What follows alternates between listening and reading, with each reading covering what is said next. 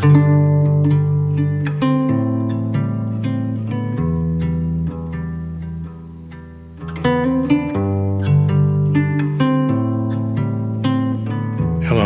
Bob Anderson, creator of the Leadership Circle profile and co-founder of Leadership Circle.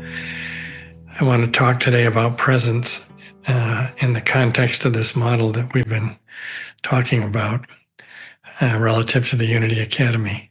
If you can see at the beginning, it says integral presence, or the core, the center of this whole effort is presence. Now, that's a huge subject, and we don't have time for the whole thing here, but let me just tell a story. Some of you may know I'm a stereophile. I love really great sound equipment. And I was once trading in a piece of equipment that had lots of gadgets and bells and whistles on it for a new piece of equipment. And I paid a lot of money for this new piece. And I went to the store and I unboxed it right there at the store. I was so excited, and I picked this thing up, and it weighed nothing. It weighed absolutely nothing. And there was instead of a bunch of gadgets and knobs, there was just one knob on it. And I looked at Carl, the salesman who was across from me, and I said, "Carl, I paid $3,000 for this. There's nothing here." And he looked at me and his eyes gleamed, and he looked right into me and leaned forward and said, "Yeah, nothing between you and the music." David White, when I worked with him once, said, "The measure of great art is that we're defenseless against it. Nothing between you and the music." So how do you turn your body, your countenance, your gaze, the sound of your voice into great art where there's nothing between you and the music? This is presence. In my sound system, there are wires that conduct the musical signal, speaker wires and interconnects and so on.